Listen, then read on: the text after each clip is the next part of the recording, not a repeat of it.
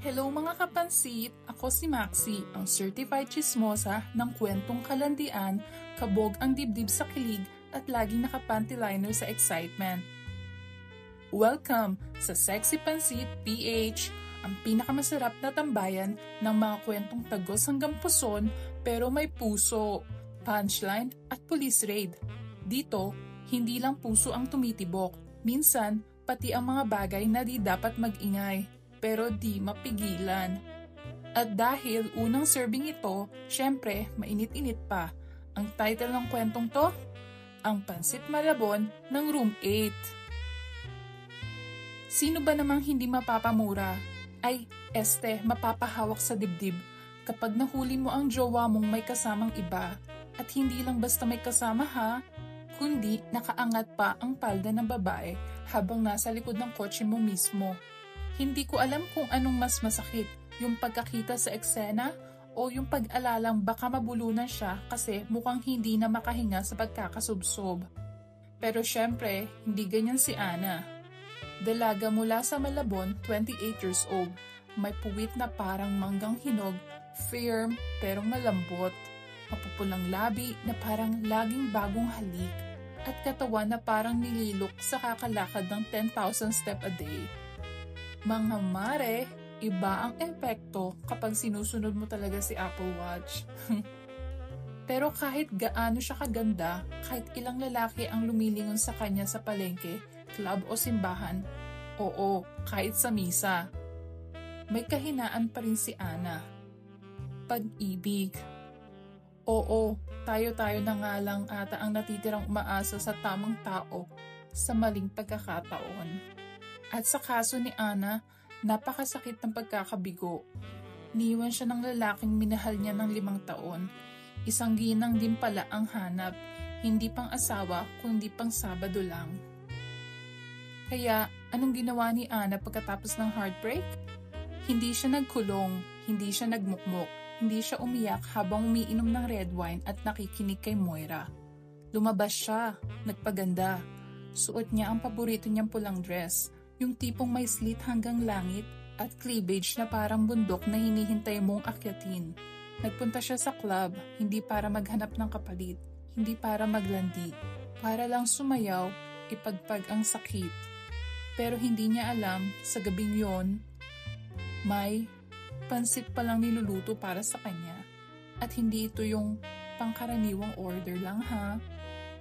Club ilang-ilang, somewhere sa bandang ng Botas Malabon boundary.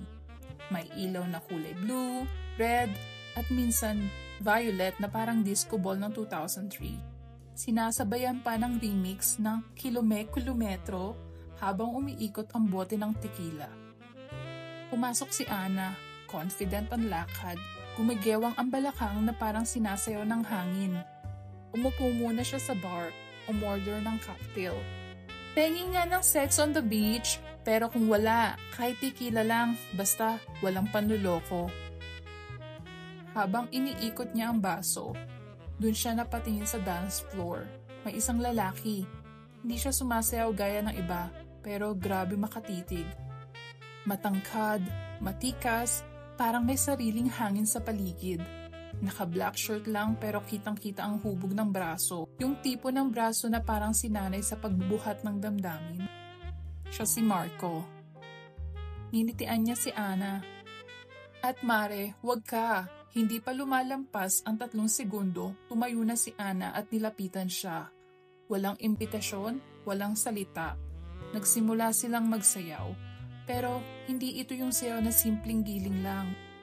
Ito yung tipo ng sayaw na pag pinapanood mo sa CCTV, pwede kang kasuhan ng public display of imagination. Ana's thoughts? Grabe siya humawak sa balakang ko. Parang alam niya kung saan ang spot na kinakagat ng hangin kapag malamig. Sabay bulong ni Marco, ang lambot mo, parang pansit. Tumawa lang si Ana. Pansit agad? Sabay sabi ni Marco. Paborito ko kasi ang pansit Malabon. Malasa, malapot, mabigat, pero masarap balik-balikan. Tumingin si Ana sa kanyang mga mata. Hindi niya alam kung epekto lang ba ito ng tequila, ng music, o dahil sa mga salitang malapot pero parang biglang uminit ang katawan niya.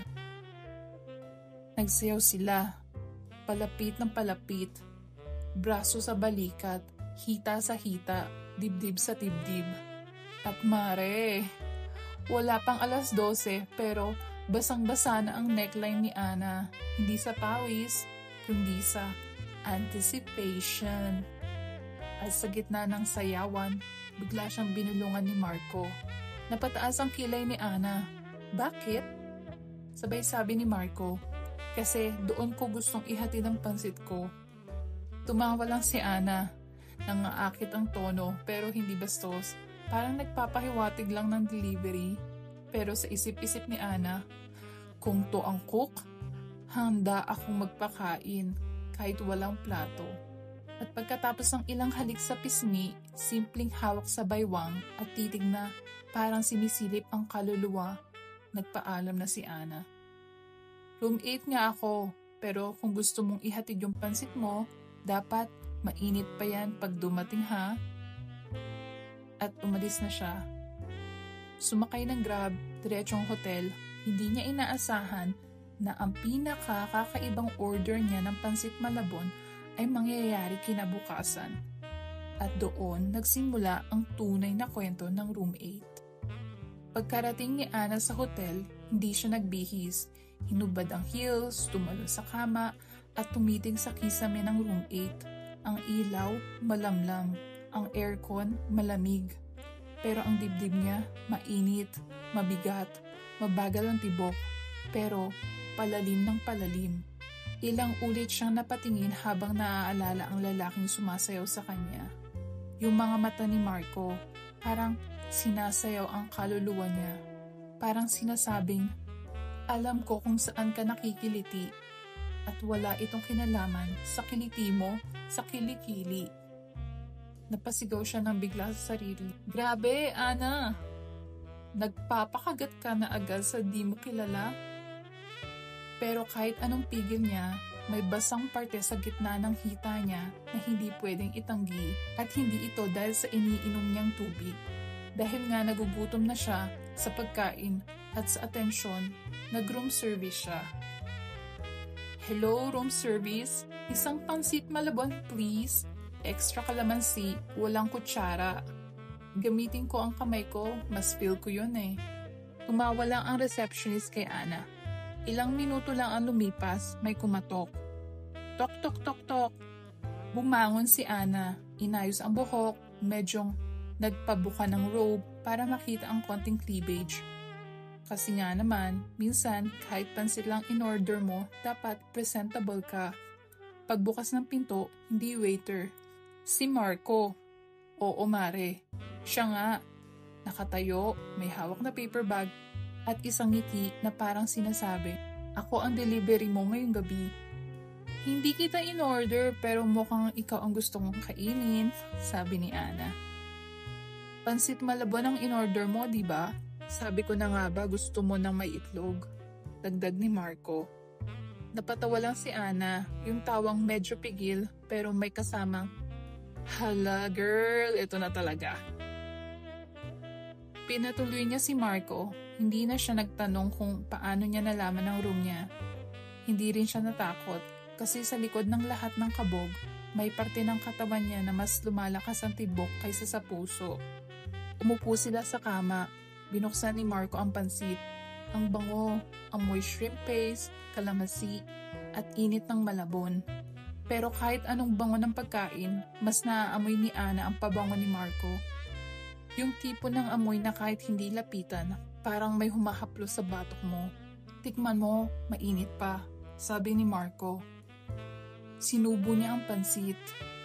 Mainit, malasa, pero habang nilulunok ni Ana ang unang hibla ng pansit, nararamdaman niyang mas mainit ang tingin ni Marco kaysa sa sabaw ng pansit.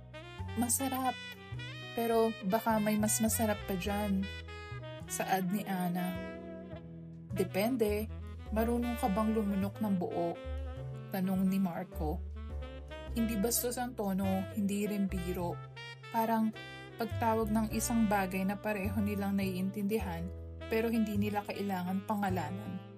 Lumapit si Marco, kinuha ang kalamansi, piniga sa plato. Dumampi ang likod ng kamay niya sa tuhod ni Ana.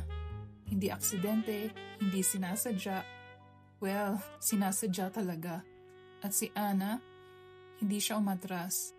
Ang init ng kamay mo, Marco. Mas mainit pa to kung ipapatong ko ng buo, sabi ni Marco. Lumapit si Marco. Umupo sa kama. Hinawakan ng kamay ni Ana. Dahan-dahan niyang nilapit ang mukha niya. Hindi agad hinalikan, hindi minadali. At dahil minsan, ang pinakamasarap na halik, yung hinihintay mo muna bago mo tikman. At nang magdampi ang labi nila, Mare, hindi ito yung halik na panandalian. Ito yung tipong halik na may kasamang tanong, pwede ba kitang panindigan kahit isang gabi lang? Lumalim ang hinga. Kumapit si Ana sa batok ni Marco, habang ang mga kamay nito ay gumagapang sa gilid ng robe niya. Dahan-dahan, parang binubuksan na regalo. Unti-unting nililinis ang tela, at nang makita ni Marco ang katawan ni Ana, hindi siya agad sumunggab. Pinanood niya muna, tinitigan, parang sinasabi, hindi lang ito katawan, ito ay altar na dapat sambahin. Hinawakan niya ang hita ni Ana, hinimas, init ang kamay, malambot, parang may sariling isip na gumagapang paakyat. Umungol si Ana, hindi malakas, hindi bastos, yung tipong, na parang nasarapan sa unang subo ng pansit, pero hindi pansit ang kinakain. Tumayo si Marco, hinubad ang kanyang t-shirt. Mare, para kang nanonood ng commercial ng pabango, pero may live action. May tattoo siya sa tagiliran, dragon, at parang yung bumubuga ng init sa loob ng katawan niya. Dumapa siya sa tabi ni Ana. Hinimod ang balikat, dinidilaan ang leeg, parang sinusundan ang guhit ng pawis na wala pa, pero hinihintay na. Marco, shh, tikman muna kita bago kita tanungin. At doon, unti-unti niyang dinilaan pababa. Gumapang ang dila niya mula leeg, sa dibdib, sa gitna ng tiyan, hanggang sa may pusod. Parang sinusulat ang pangalan niya sa katawan ni Ana gamit ang init. At nang bumaba pa siya lalo, nagtaas ang isang hita si Ana. Handang-handa na siya. Hindi para sa dessert, kundi sa main course. At nang naramdaman niya ang unang dampi ng labi ni Marco sa pagitan ng hita niya, sa isip ni Ana, ganito ba kasarap ang pansit malabon? Kasi kung oo, gusto kong itong kainin araw-araw, kahit walang kutsara. Hindi pa man lumalamig ang katawan ni Ana mula sa mainit na kainan, bigla na lang, tok tok tok. Tumigil si Marco. Para siyang binuhusan ng yelo.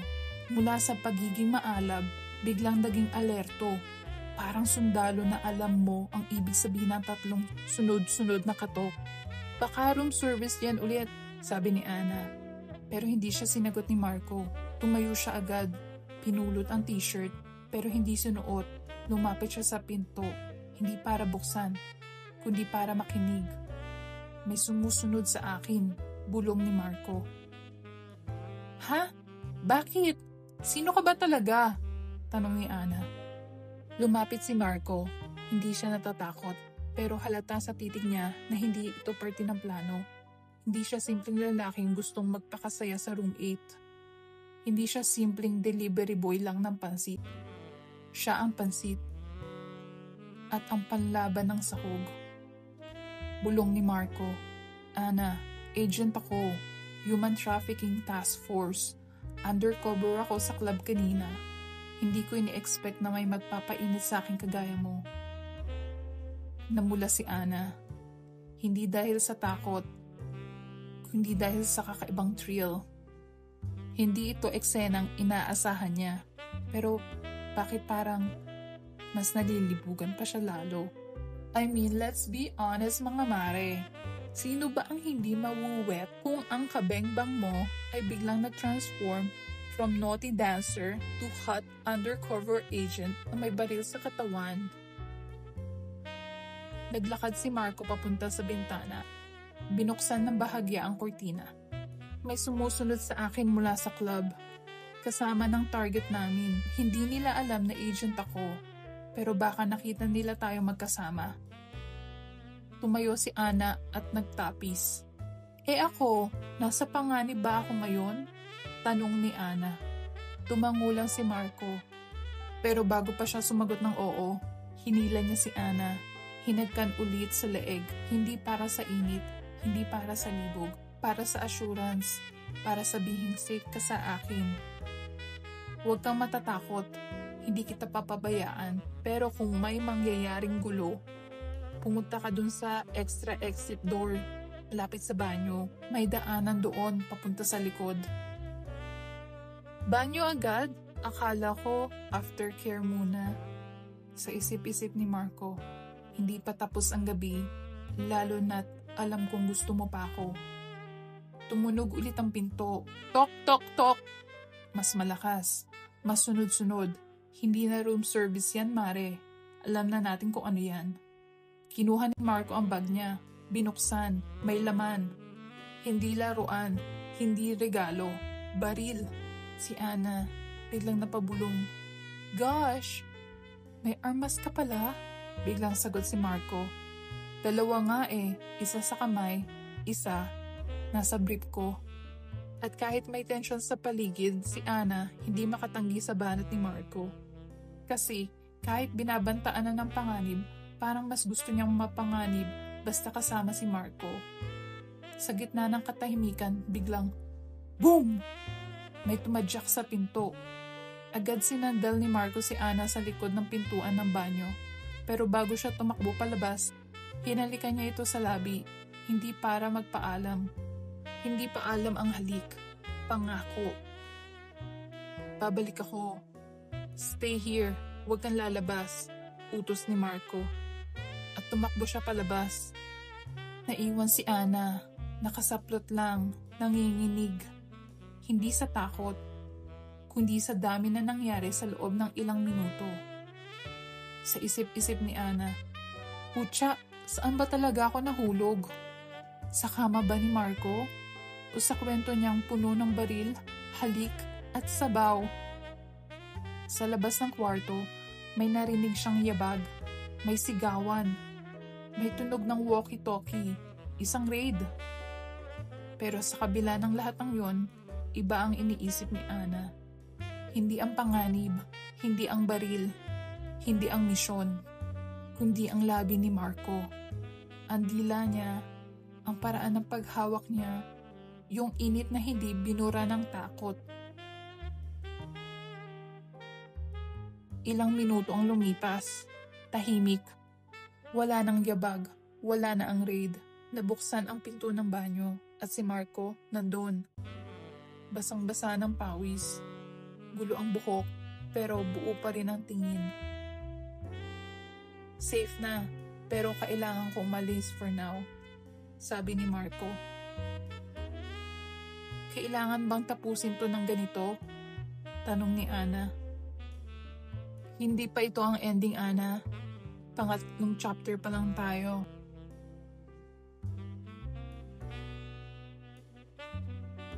Hinawakan niya ang pisngi ni Ana. Hinimas, dahan-dahan. Room 8, diba? Babalikan kita. Dito. Pangako yan. At umalis siya. Walang drama, walang music. Pero iniwan niya si Ana na parang sinabuyan ng kabog ang buong katawan. Room 8. Ito na yata ang pinakahat na kwarto sa buong Malabon. Mare, alam mo yung iniwang halik na kahit naghilamos ka, parang nandun pa rin sa balat mo. Ganon ang iniwan ni Marco kay Ana. Pagkaalis niya, tahimik ulit ang room 8. Pero hindi tahimik ang katawan ni Ana, hindi rin ang utak niya, lalo na ang ibang parte ng katawan niya. Nakaupo siya sa kama, nakabalot ng kumot. Pero kahit may lamig ang aircon, mainit pa rin ang balat niya. Dahil iniwan man siya ng lalaki, hindi iniwan ng gabi ang alaala. Pinikit niya ang mata at habang nakapikit, bumalik sa isipan niya ang lahat. Yung dampi ng labi ni Marco sa leeg niya, yung bigat ng katawan nito habang dahan-dahang umuuga ang kama, yung pagkakakapit niya sa ulo ng lalaki habang, "Pucha Marco, paano mo ko ginanon?" Tumingin siya sa ceiling, yung parehong kisame kung saan siya nakatitig habang dahan-dahang nilalasap ni Marco ang kanyang katawan. Napapikit siya ulit.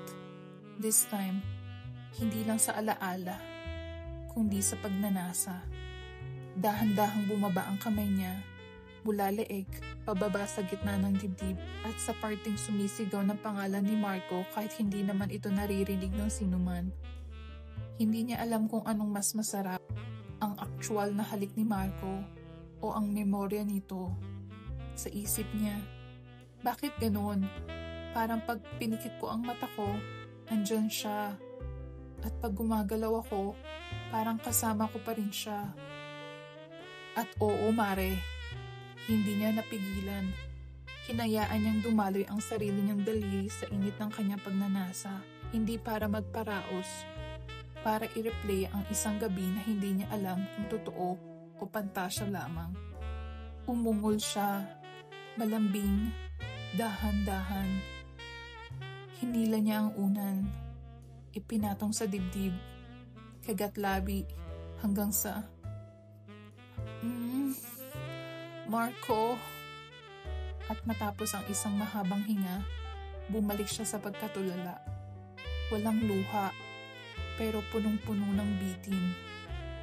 Dumaan ang mga linggo, pero si Ana paulit-ulit na bumabalik sa room 8. Hindi dahil sa promo ng hotel, hindi dahil sa sarap ng pansit, kundi dahil ito lang ang lugar kung saan niya naramdaman na buo siya. Kahit isang gabi lang. Ginawa niya na itong routine. Biyernes ang gabi, pupunta siya, magsha-shower, magkukumot sa kama, magbubukas ng YouTube playlist na slow, sensual, and lonely. Tapos, hihiga, pipikit, at iisipin si Marco. Yung tawa niya, yung kamay niya, yung braso niyang parang kasabay mong humihinga.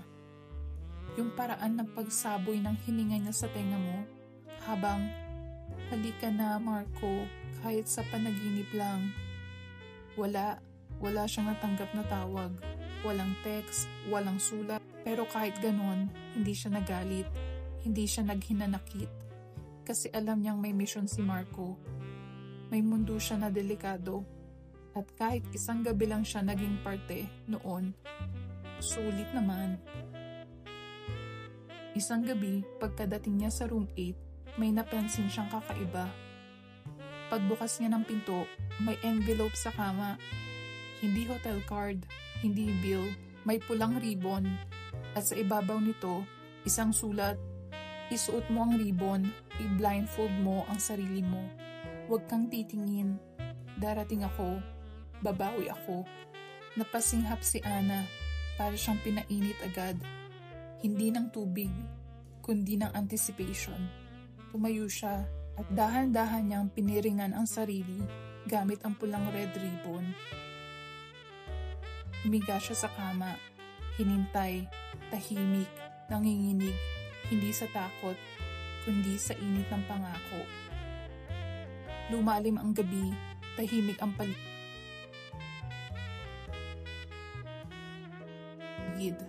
hanggang sa isang marahang bukas ng pinto, at naramdaman niyang may lumapit. Amoy niya agad ang pabango. Siya yun, si Marco. Pero hindi siya nagsalita. Bagkus, lumuhod ito sa gilid ng kama. Hinawakan ang kamay ni Ana. Mainit, buo, ganun pa rin. "Namiss mo ba ako?" Pulong ni Marco. "Hindi lang miss. Gusto kitang kainin ulit," sagot ni Ana. Umiti si Marco. Wala pang halik, pero dahang-dahang ipinatong ang kamay sa katawan ni Ana.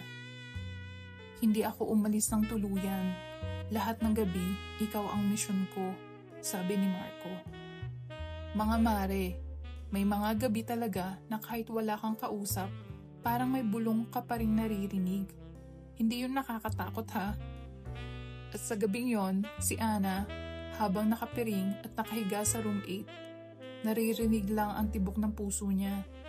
Pero nang bumukas ang pinto, nung maramdaman niyang may pumasok sa kwarto, parang bumalik lahat ng dugo sa bawat sulok ng katawan niya. Hawak pa rin niya ang red ribbon na nakapiring sa mga mata niya. Pero dama niya agad, hindi lang amoy, kundi ang bigat ng presensya ni Marco. Tumampi ang palad sa pisngi niya, mainit, parang sinasabing, "Ako to, hindi panaginip, hindi memorya. Totoo to." At nang may humawak sa kanyang baywang at siya'y buhatin, hindi siya nagtanong. Hindi na kailangan ng salita. Katawan niya na mismo ang sumagot. Dinala siya ni Marco sa isang sasakyan. Naka-blindfold pa rin. Hindi makahinga. Pero secure sa yakap ni Marco. Dadalhin kita sa lugar kung saan walang istorbo, walang bantay, walang raid, tayo lang dalawa, sabi ni Marco. Ang biyahe, mahaba, tahimik, pero puno ng kapilyuhan. Minsan, idudulas ang palad sa hita at si Ana, kagat labi, hindi makapagsalita, parang basang-basa na. Sa isip-isip ni Ana, wala pa tayo sa kama, pero parang sinisindihan mo na ako. Makalipas ang halos isang oras, naramdaman niyang huminto ang sasakyan. Pumungad ang isang maliit na cabin sa Tagaytay. Malamig na hangin, amoy pine tree, amoy bundok, amoy simoy. Pero sa loob ng katawan ni Ana, tag-init. Pumasok sila sa loob. May kama na may puting bedsheet, may lamesang may red wine at tsokolate. At sa gitna ng lahat ng yon, si Marco, hindi na undercover. Dito tayo, walang misyon, walang panganib, walang iba, kundi ikaw.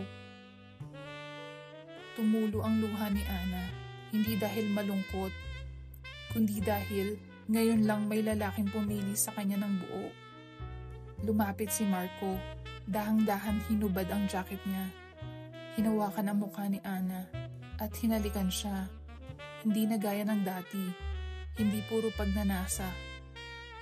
Halik ito ng pagkasabik, halik ng paninindigan, halik na may lambing. Unti-unti niyang hinubad ang saplot ni Ana. Dahan-dahan, parang binabasa ang isang nobelang matagal na niyang gustong simulan. Gusto kitang makita, lahat-lahat. Gusto kong ikaw ang tinititigan ko habang nilalasap kita, bulong ni Marco. At mare, yun na nga, nakakapagpawis. Wala nang music, wala nang ilaw. Pero sa gitna ng dilim, naglalaban ang init ng mga labi nila.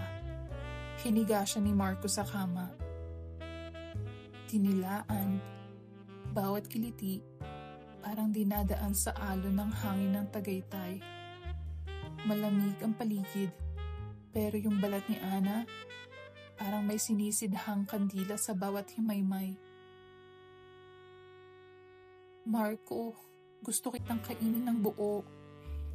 Hindi lang ngayon. Gabi-gabi, sumagot si Marco. Simula ngayon, ako ang ulam mo. Mainit, maalat, masarap, at mahirap kalimutan. Dahan-dahan siyang dinilaan. Mula balikat, pababa ng tiyan, hanggang sa mga hita.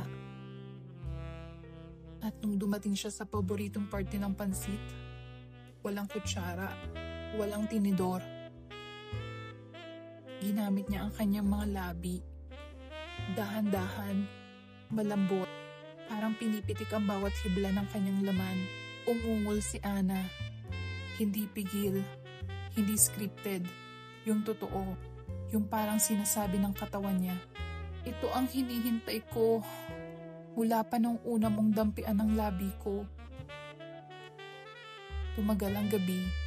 Hindi lang isa, hindi lang 2 beses silang nagsanib. Naghalikan, naglambingan, nagkulitan. May mga tawa, may mga ungol, may mga panahong sabay silang napapapikit. Hindi dahil sa pagod, kundi dahil sa sarap ng pagtitiwala. Kinabukasan, gumising si Ana sa bisig ni Marco. Walang misyon, walang baril, walang takot.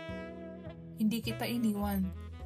Sinugurado ko lang na makakabalik ako ng buo para sa'yo, sabi ni Marco habang hinhimas ang mga buhok ni Ana. Umaga na, pero sa loob ng cabin sa Tagaytay, parang hindi pa natatapos ang gabi. Nakahiga si Ana, nakabalot sa kumot, habang si Marco ay yakap pa rin siya mula likod. Hindi ito yung tipong yakap ng lalaki pagkatapos ng kalandian lang. Ito yung yakap na parang sinasabing, hindi lang kita tinikman, minahal din kita. Marco, totoo ba to? Sumagot si Marco. Mas totoo pa to sa pansit malabon na may 3 itlog at maraming sahog. Sagot ni Marco. Tumawa lang si Ana. Minsan kasi, ang pinakaromantikong sagot ay yung may halong sabaw ng pagmamahal at kalokohan. Alam mo, sa dami ng misyon ko, ikaw lang hindi ko kayang takasan, sabi ni Marco. Akala ko nga kwarto lang sa Malabon ang pwede kong balik-balikan. Pero ikaw pala yun, sagot ni Ana. Naghalikan sila, hindi agresibo, kalmado, malambing, mabagal. Parang sinasabi, hindi na tayo nagmamadali. Kasi sa wakas, tayo na talaga. Walang misyon, walang secret, wala nang hadlang, di ba? Tanong ni Ana kay Marco. Wala na. Ang misyon ko lang ngayon, ikaw, araw-araw. Sagot ni Marco. Ngayon, bawat mga halik, bawat mga galaw, parang isang pagsambit ng mahal kita.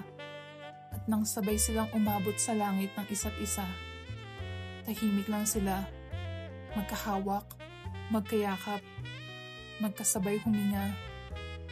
Ana, gusto mo ba ng room 8? Pero forever, nakangiti si Ana.